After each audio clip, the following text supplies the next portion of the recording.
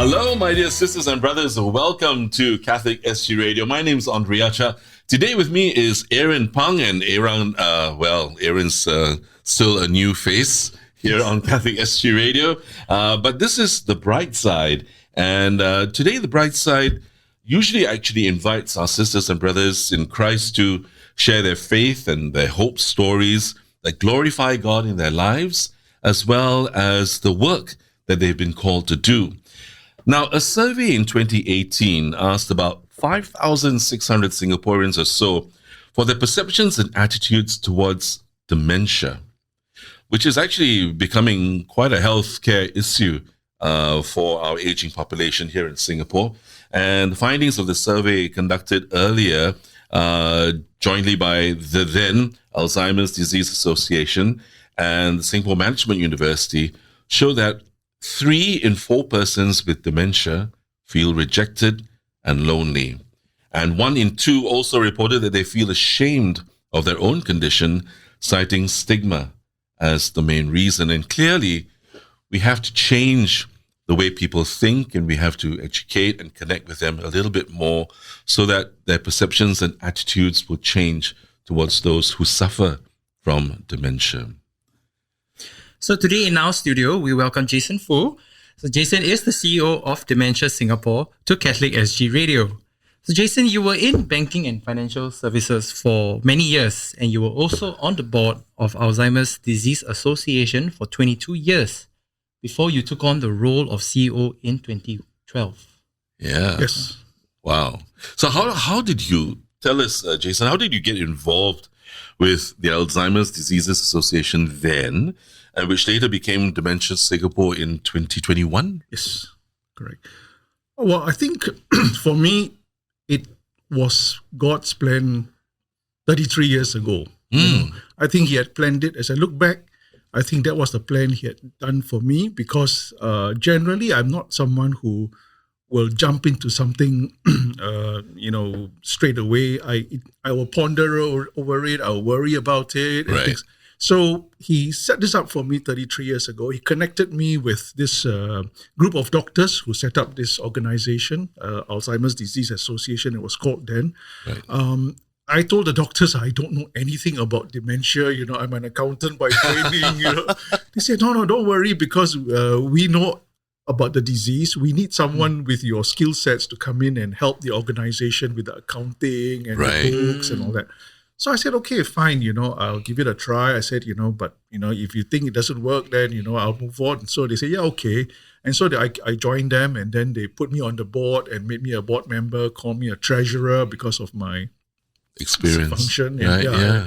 And I stayed there for 22 years, because every time I tried to get out, they said, don't go, there's nobody, to wants to come and help, you should stay on. And so it happened that way. Right. And then 11 years ago, 2012, again, I think through God's will and His plan, the company I was working for, the American company I was working for, closed shop in Singapore, in the region. So I was out of a job and I was looking for another job. And I really thought, not a problem. I've been looking for jobs, since graduation, and always managed to find something. Right. But this time around, it was a lot more difficult. Right. Nothing came up, hardly any interviews. The 1 or 2 I went to, wasn't happy with the organization or the company.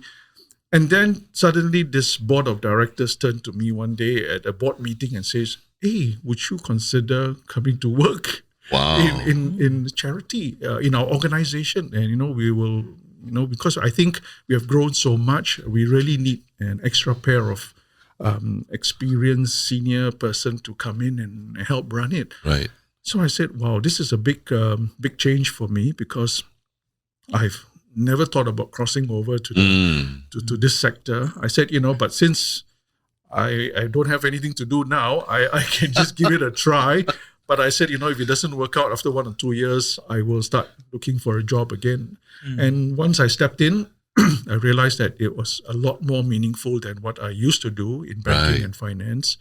And so I said, okay, this is what probably, again, like I said, it's all His plan, slowly, moving me into it, getting me to be a board member for 22 years so that I'm familiar with the thing. I'm not worried about coming in Absolutely. and then pushing it. So yeah, I mean it's like a lot of people say it's a vocation. Sometimes it's a calling to come in and do something, for the community, because there's so many people nowadays affected by dementia. Yes. The numbers are growing so quickly.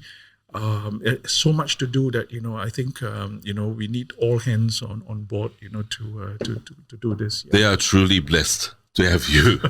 Truly, Jason. But just out of curiosity, did you have any personal experience with anyone who had or suffered dementia before you joined? Actually, before I joined, none at all.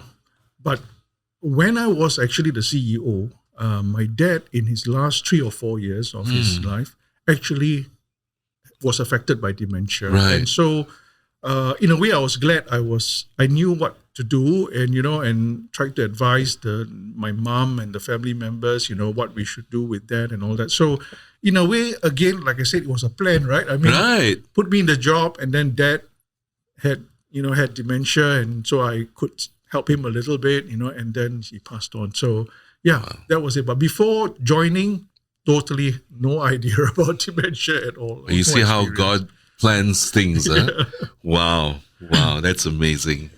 Okay, so Jason, when you took on the responsibility of CEO of Dementia Singapore, what was your vision for the organization and the dementia community in the country? For me, when I took on the job, what was still very lacking was the awareness of dementia. Right. People thought that dementia was just forgetfulness. So what's so hard about taking care of a person who is forgetful? Just keep on reminding them to do things and they should be okay. But actually, dementia comes in many forms, right? Forgetfulness is definitely one. Right. But it's so forgetful that it affects your life. I mean, you walk into the toilet and you just don't know how to shower yourself, and that kind of forgetfulness. So someone needs to help you to shower because you can't remember how to shower. The most severe kind of dementia, when it reaches to a very severe level, you forget even how to swallow your food. So you put food into the mouth, the person doesn't know how to swallow, and that's how people sometimes die because of dementia, because the whole body is shutting down. It's like what I always say, it's like a CPU of a computer shutting down. So doesn't know how to, the body forgets how to breathe, the heart forgets how to beat, you forget how to swallow, so that's how, the signal from the brain starts disappearing. So that's how severe it is. So people think it's forgetfulness. So when I joined, awareness was not there, and also there was a lot of stigma still about dementia. People don't want to talk about it. Family members who have someone in the family who has dementia, they don't want to share openly with their friends. They don't want to reach out for help because they think it's shameful. Right. So if you don't do that, then it's just going to be very difficult caring for the person with dementia. Oh dear. Yeah, and also the services and programs that we had were still the very traditional kind of services and programs, daycare centers, and things like that. So I thought there should be more, because as our needs change, some of us don't want to go to a daycare center. We hope there's something that we do at home. Or something that I used to do and I like to do. I don't want to be stuck in a center, doing coloring or drawing. So that was the idea for me, just to expand the services and programs to create more awareness. But the ultimate vision I had was actually making dementia totally not fearful at all. So, it's like diabetes. When you have diabetes, you don't really worry too much about it. You say, I know, if I take some medication, if I watch my diet, exercise a little bit, I should be okay. I can still carry on. No worry. But dementia, you get all worried, think, oh my goodness, I'm going to forget my family members, I'm going to this.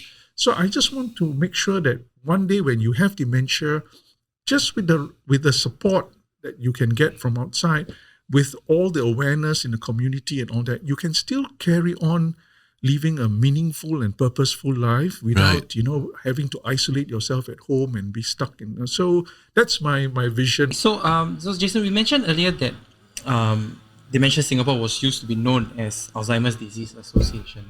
So could you share with us why was there a change in the name? Yeah. When we set up the organization 33 years ago, and we're looking for a name for the organization, we realized that the word dementia was not really a nice term. It was related more to being mental, being crazy. So, and we realized that that's why maybe the reason why a lot of organizations around the world, similar to us, in the US, in Australia, in UK, don't use the word dementia. They use Alzheimer's. So they have Alzheimer's Association in the US, Alzheimer's Society in the UK, Alzheimer's Australia. So we thought, okay, to be aligned with everybody else, I think we should be called Alzheimer's Disease Association in Singapore. But the problem with Alzheimer's is that it's only one type of dementia. Dementia is a big umbrella term. Right. And there are many types of dementia within the umbrella. We have vascular dementia, we have Lewy body dementia, we have frontal temporal. So there are many types, but Alzheimer's disease is the most prevalent. 60 to 70% of people who have dementia are of the Alzheimer's disease type. And that is why the reason why people get confused and think that Alzheimer's disease and dementia is the same thing, but it's not. It's not. Yeah. So an example I always say, it's like Colgate and toothpaste. You mentioned Colgate, people know what it is, but it's actually a brand. But it's just because it's so widely used. That's right. That people think it is toothpaste, but it's different. It's just a brand. So exactly the same. It's like how people always say Maggie Mee, but it's actually Maggie is the brand of the noodles, but it's actually instant noodles. Absolutely. Yeah. So exactly the same. So people think Alzheimer's disease is dementia, but it's not. It's just one type of dementia. So when I go out and give talks about dementia and tell them about this umbrella, then the question will be, then why do you call yourself Alzheimer's Disease Association? Do you only help people with Alzheimer's disease? I said, no, we actually help everybody with dementia. Then why do you call yourself Alzheimer's? So then I go through this whole story again about why.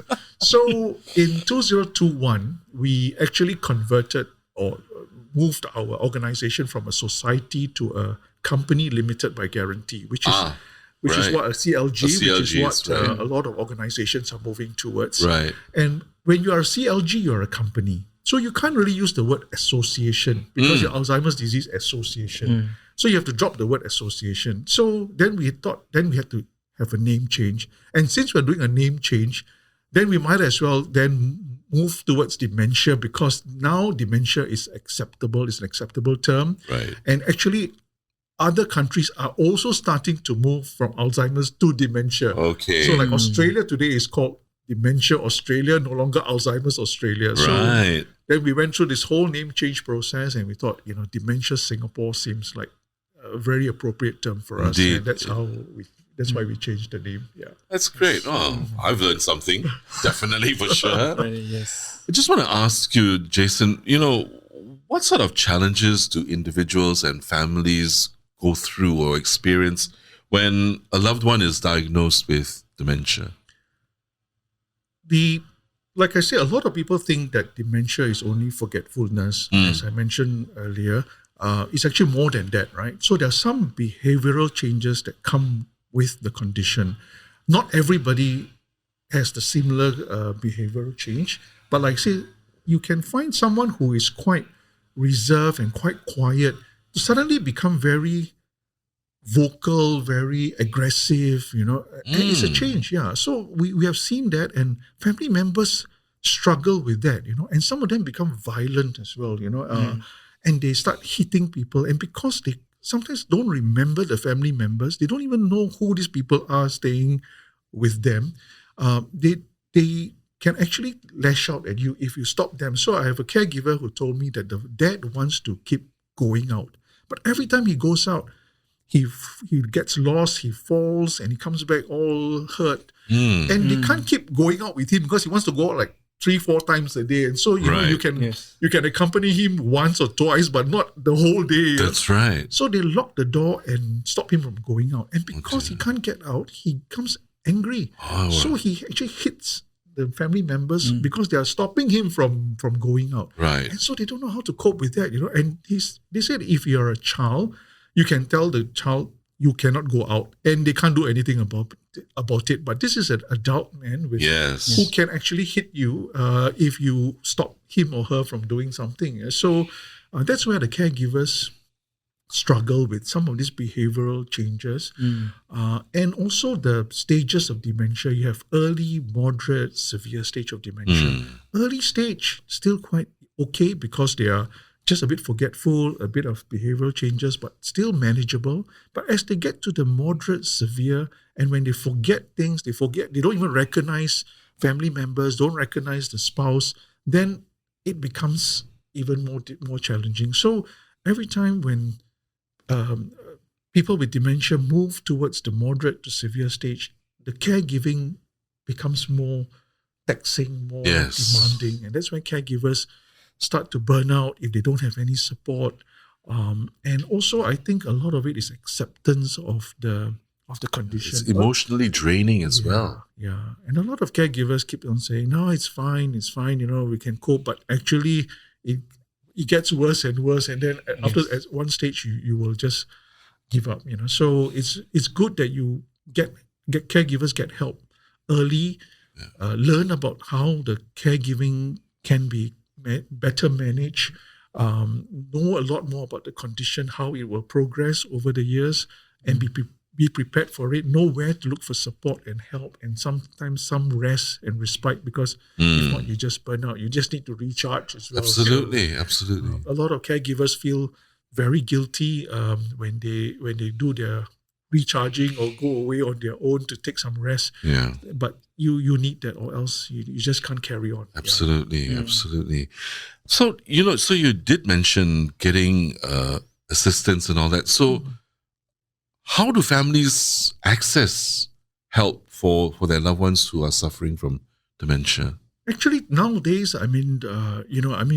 through the internet, through Google, you can probably find a lot of help, or where to go for help. But actually, the two main source, I would say, is probably Agency for Integrated Care, which is AIC, which is part of Ministry of Health. They have a lot of information about where to go for help, what help is available, what grants are available, what financial assistance is available. So they are definitely a very good source.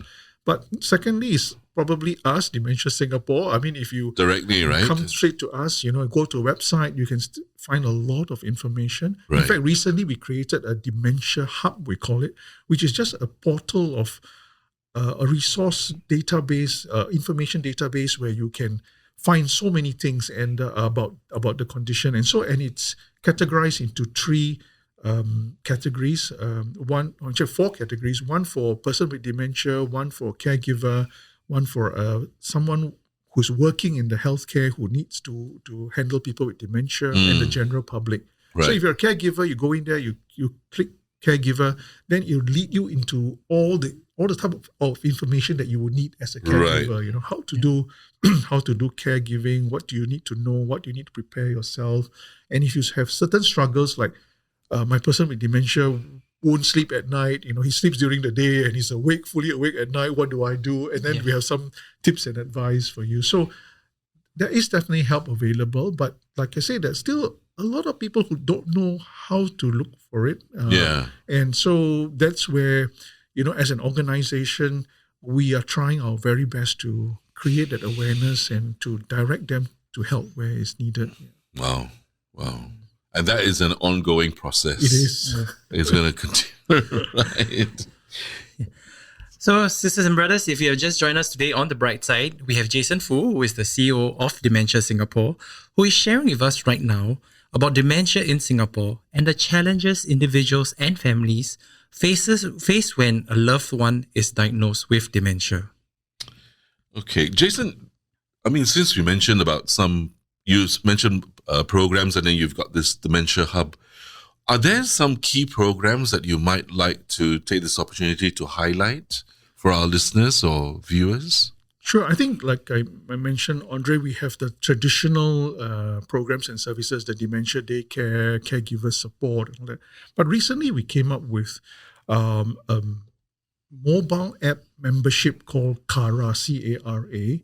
Stands for Community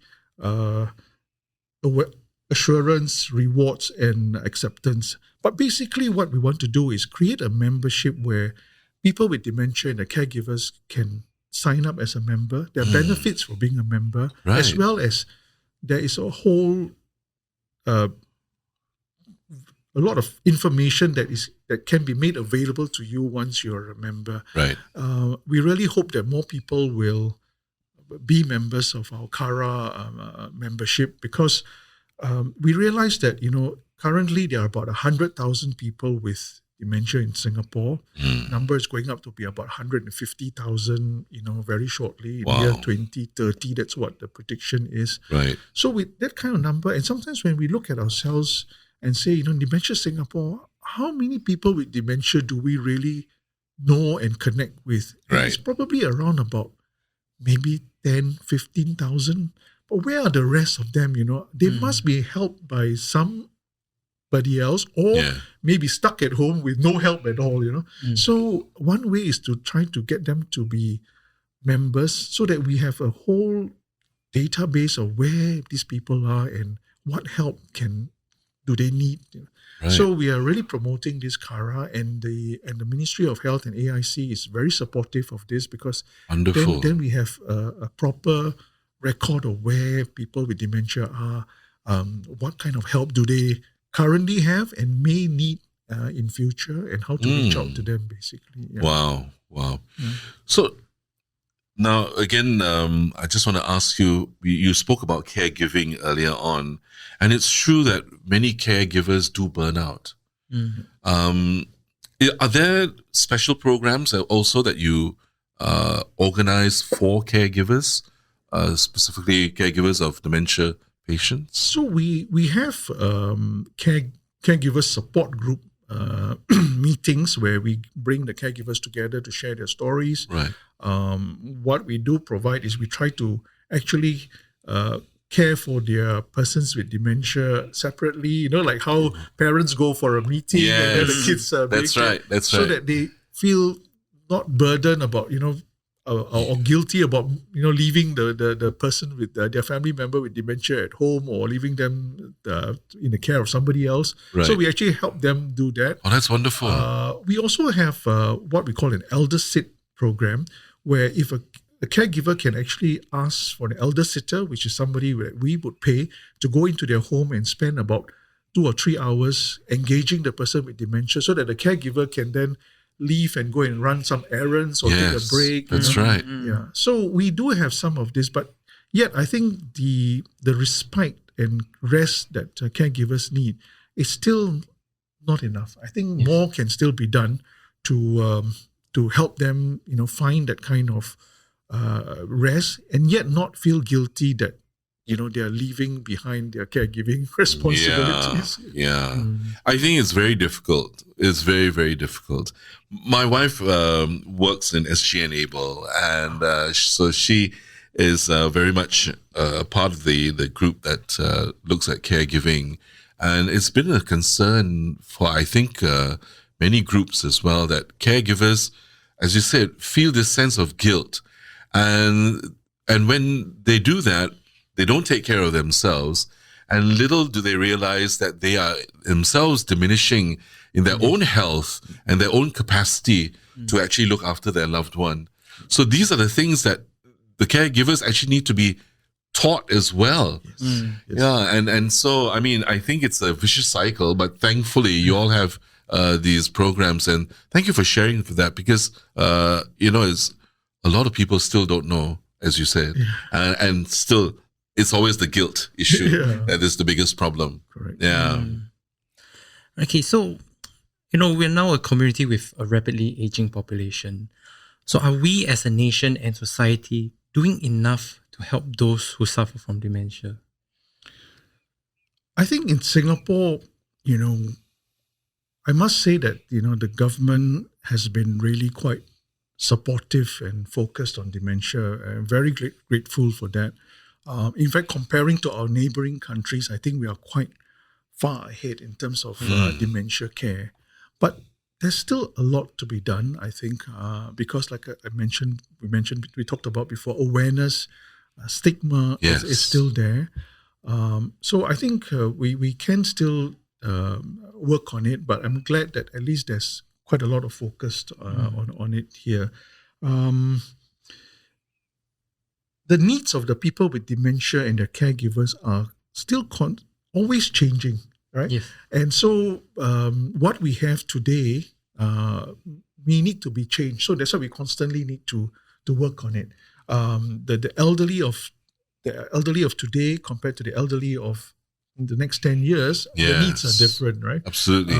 We always talk about, when we get old, we're probably, more savvy. We're not going to do coloring and drawing. We want to play with the computer. Absolutely. The needs. I want to have will be more difficult, actually, in a sense. I need my glass of wine, in the evening, that kind of thing. Absolutely. So the needs are changing. So it's like I say, we have done a lot, but there's still a lot to do because things keep changing. Yeah. What's your biggest concern for Dementia Singapore in the long run, and being a social service agency? What are some of the challenges that you face? I think the two main challenges that we face is actually financial sustainability and relevance.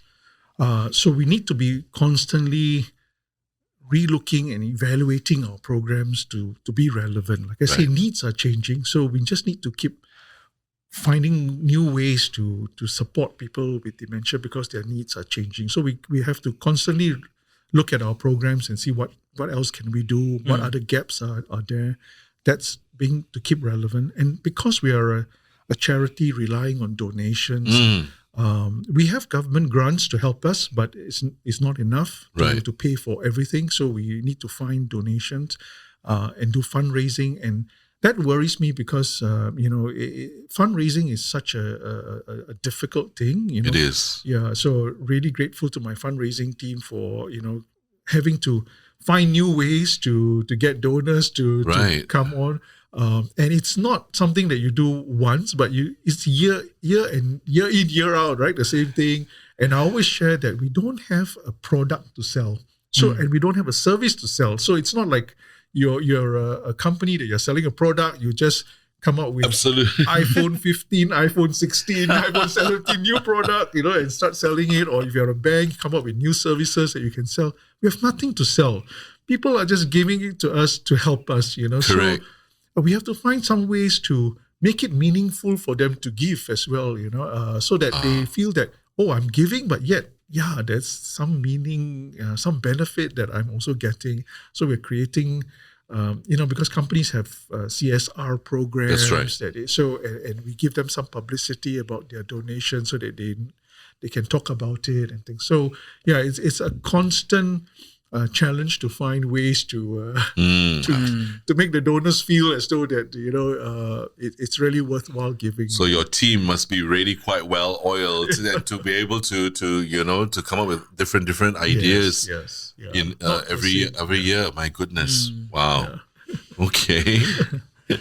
Okay, so Jason, I want to find out from you. So how does your faith as a Catholic help you in the work that you have undertaken at Dementia Singapore?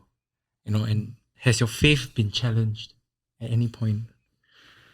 I mean, what I have achieved in Dementia Singapore, or I always believe it's not my own doing, there's no way I could have done, or I've built Dementia Singapore to where it is today on my own, with my own capability. So I always know that it's through the grace of God and through His help and His guidance that we have gone so far. And there are many times when I'm faced with difficult decisions, I actually pray and have my quiet time with Him to help me decide what to do. Right. And I'm also very blessed that He has actually planted a lot of angels in the organization to help me. Bernard is one of them, and my whole management team. they're all there to help, and I'm so glad that we have such a strong team to work on this. I mean, it's not difficult. It is difficult for them to come over. Yeah. It was a big decision for me as well to cross over from the corporate world to come and do this. Yeah. But we're so blessed to have found so many people to do it. So yeah, I believe it's through his graces and his help that we have achieved so much. What has anything challenged my faith? When I look at the number of people having this condition and what the caregivers have to go through and what they have to go through, especially nowadays, we have this young onset dementia. So it's not early stage dementia. So early stage dementia is, you could be 85, but just because you have dementia, you're at the early stage of dementia. Right. But we're talking about people in their late 30s, 40s, early 50s getting dementia, and the number is actually rising. Wow. Yeah, so it's called young onset dementia. And what is the cause for that? They still don't know. The doctors are still trying to figure out why it is affecting people. Dementia used to be an age disease. That means as you get older, Age-related, right? Yeah. As you get older, the risk is higher. Right. But it's not supposed to hit someone in their 40s and 50s, right? But Right. And the numbers were quite small initially, maybe 50, 60. But today, there's estimated about 3,000 to 4,000 people in Singapore below My goodness. 60 who have dementia. Yeah. Goodness. So in our programs now, we have 45-year-olds, we have 37-year-olds, we have 52-year-olds, and these are people who are so young. Yeah. At the peak of their career. Yeah. They lose their job because they can't do what they used to do anymore. Oh dear. The spouse has to find a job to support the family. Kids are still in school, so they're really left alone at home, not knowing what to do, and all their friends are still working because at 40, your friends are all still working. No one has time to hang out with you during the day, so they actually go through a lot of depression, a lot of challenging. They get upset because they feel, why do I have this at this age? I mean, I'm at my peak of my career and I've got such a long way to go. So that sometimes challenges my faith to say, why do these people have to go through? I mean, if you have dementia at 80 years old, it's just towards the end. But if you have it at 50, it's a long journey. And what we have found is that people with young onset dementia, maybe because of the depression that sets in, they actually deteriorate faster than the older ones. Wow. So it's so worrying that they are so young, they have it, and yet they deteriorate faster. So we have people who are in their 40s after 2 or 3 years, they can't recognize their wife, they can't recognize their husband anymore. So dementia is always called a long farewell, which means the person is still there, but they don't know you anymore and you can't relate to them anymore. So it's a long farewell. So that sometimes challenges my faith as to, why does this have to happen, to people, and why do they have to go through so much suffering just to get, If I can ask you, if you don't mind, when your dad got dementia, you mentioned and you shared, did that open your eyes to also give you different perspectives of the suffering or, what people go through? Actually, we were very, very blessed. My dad, when he had dementia, he was only mainly forgetful. So he was not difficult to care for. Yeah, and I told my mom, I said, we're so lucky. We're so lucky. Yeah, we should praise the Lord that we're so lucky that he was easy to care for. He was forgetful, so you had to remind him to do a lot of things. Sometimes he does silly things, but, you just say, okay, fine. He has dementia, so, he's excused, So, but that really did strike me that, it could happen to anyone, My dad was so well, physically, he was well. There was no other ailment. No other ailment, and then suddenly this thing set in, right? So, and then what my mom went through with him, it was a bit of it was something that was close to you, Of course, you can see people at your centers, all that. Yeah, but it's different when it's a family. Yeah, it's a family member. Yeah, so that was. Well, wow, that's a tough situation. But thank you for sharing that, Jason. As a church or as a Catholic community, what can we do to help those sisters and brothers who come to church and who suffer from dementia? I think we should try to reach out to our fellow brothers and sisters who either have dementia or have somebody in the family who have dementia because they really need help. Yeah, I think we should try to reach out, try to support them, where we can.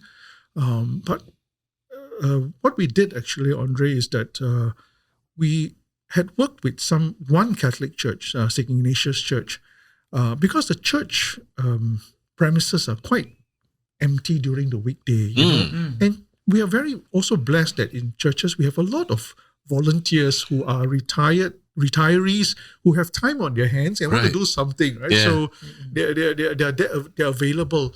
And a lot of our parishioners who have dementia actually don't come to church anymore or don't attend masses anymore because they can't, their attention span is too short. And they tend to then walk around or talk because they don't realize that they're supposed to. Yeah. So family members get very... So the quorum or etiquette is actually not quite there, so right? Caregivers feel embarrassed because people then look at, why is this person, standing up and then, walking around. And so they don't bring them to church anymore, don't attend masses anymore. So they're stuck at home. And so we think that actually, as a church, if we have volunteers, if we have space, what St. Ignatius Church is, we actually then worked with the volunteers to train them to have a session in church. Right. On a weekday morning or afternoon. Wonderful. And get the parishioners who have dementia to come back. And we run activities for them, like half a day.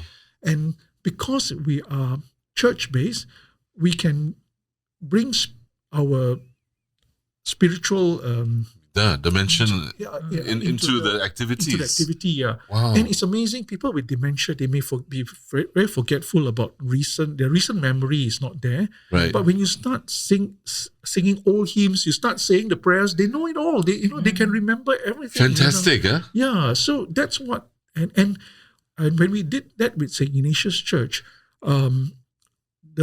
the caregivers said it was so easy. When I asked my mom or dad or my husband or wife to go to a daycare center, they said, no, I don't want. Tell them go to church. Yeah, fine. Because church is something that they go to all their lives. And now they also kind of miss going back to church. Yeah. And when we saw the first session, when they came in to join the session, the volunteers were actually the same age as the people who were... And so they were seeing old friends who don't turn up in church anymore, So it was such a heartwarming experience for me when I saw them, connecting back again. And the caregivers were so grateful. And actually the caregivers said that when we come for such sessions, our stress level drops because we know there's some activity going on and we have so many friends around to help. And if something goes wrong, no one's going to be embarrassed by it because we all know that this is what it is. So we hope a lot of more churches can do this. And in fact, for St. Ignatius Church, I know that the parish priest or one of the priests actually does a bridge mass during one of the sessions, like on a monthly basis or 2 monthly basis. No need to go through the whole thing, but it is, a paraliturgy. The short gospel, a short homily, and then, the communion, because they don't come to church anymore, they don't receive communion. So that's, to me, is actually, I think, so important. I think when we have dementia, I think our spiritual side of things should still carry on.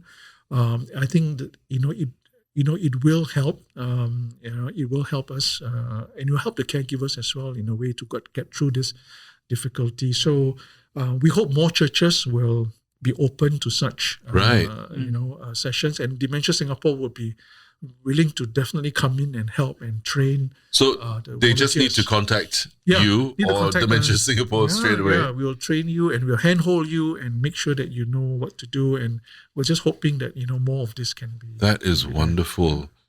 Thank you so much, Jason. First of all, for sharing with us more about Dementia Singapore, but also sharing with us also your faith and and how your work has really become part of who you are and what you do as well. And thank you so much for that. So, the sisters and brothers, if you do know a member of the family or a friend who is suffering from dementia or could be, you can always get them to go down to Dementia Singapore, or at least contact you. Of course, actually go to your physician first, and you get a better examination and understanding of what's happening. But if you really truly need help for your loved one, there is help in Dementia Singapore. Thank you so much once again, Jason, for joining us today. Thank you for having me. Yeah, you're most welcome. Most welcome. So just a reminder, my dear brothers and sisters, The Bright Side is broadcast every alternate Thursdays at 8:30 a.m. with our on-call broadcast at 8 p.m. the same day and at 5 p.m. the following day. And alternatively, if you'd like to catch the podcast version of this episode, you can listen to it on our Catholic SG radio app, as well as on Spotify and Apple Podcasts. That's right. And of course, you can eventually watch this program on our YouTube channel, and all our programs also are on our Catholic SG radio app. Okay? I'm Andriacha. Thank you so much for joining me and Aaron Pang here on Catholic SG Radio. Thank you once again, Jason, for joining us. Jason is the CEO of Dementia Singapore. You take care and God bless and love you all. Bye-bye now. Bye.